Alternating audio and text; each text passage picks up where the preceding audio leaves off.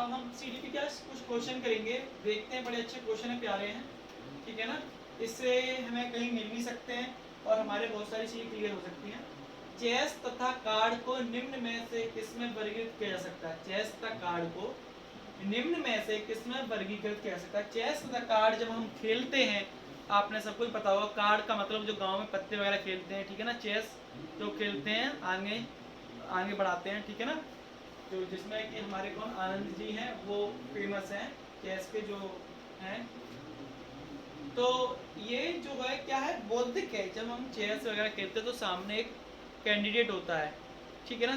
तो उसके अनुसार हमें चाल चलनी होती है कि इससे अच्छी चाल चले जिससे कि हम जीत जाएं। तो लड़ाई वाला तो है नहीं चेस, और ये कि मैंने लड़ाई कर ली, ठीक है ना। लड़ाई क्यों करनी, लड़ाई वाला है नहीं। बौद्धिक खेल है कि इसमें बड़ा सोच समझ के चालें चली जाती हैं। तो आंसर तो इसका बौद्धिक खेल होगा।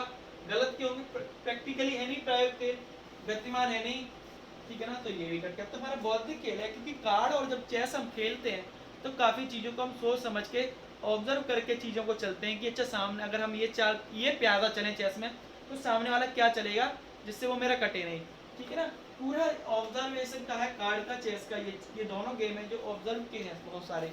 तो बच्चे का बताएगा कि उसकी ऑब्जर्वेशन क्षमता यानी उसको सामने समझने की क्षमता ज़्यादा से ज़्यादा बढ़ा दी जाए। बुद्धि लब्धि के संबंध में क्या सकते हैं, पहले सबसे पहले बुद्धि लब्धि के बारे में पता होना चाहिए हमें कि बुद्धि लब्धि होती क्या है। हर एक इंसान की एक बुद्धि लब्धि है, ठीक है ना।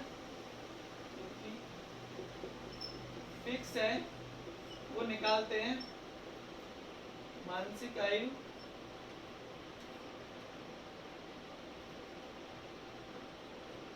अपॉन वास्तविक आयु। अब वास्तविक आयु को ही हम दूसरा नाम है हमारा कलानु। देखो हमें पता होना चाहिए चीजें कि जो दूसरे भी नाम है कि अगर हम क्वेश्चन दूसरा आ जाए तो हम किस तरह से करें।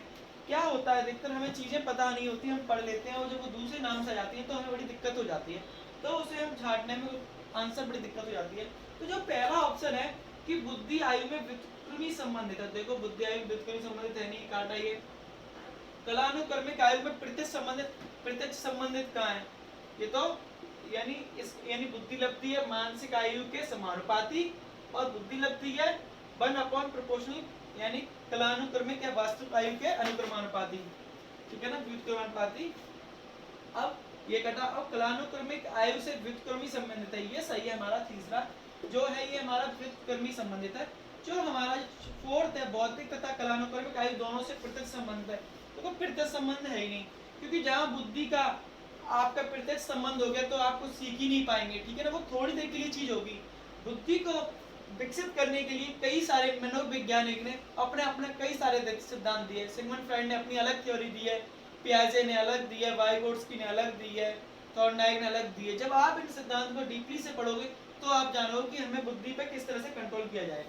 उसके बाद विनय साइमन परीक्षण द्वारा मापन किया जाता है। जो विनय साइमन थे जिन्होंने आईक्यू टेस्ट क्या दिया था, जो बड़ा सबसे ज्यादा परीक्षण विनय साइमन ने किया बुद्धि पे, तो इन्होंने क्या सामान्य बुद्धि को तो जांचा नहीं है, सामान्य बुद्धि तो नॉर्मल सबके पास है, ठीक है ना।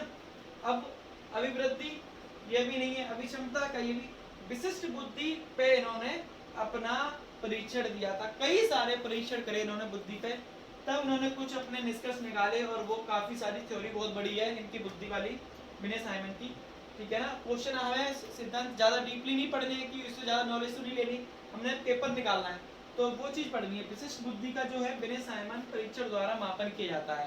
तो हमारे ये 3 क्वेश्चन बहुत प्यारे से क्वेश्चन मैंने आपको कराए। यहाँ तक उम्मीद आपको समझ में आया होगा।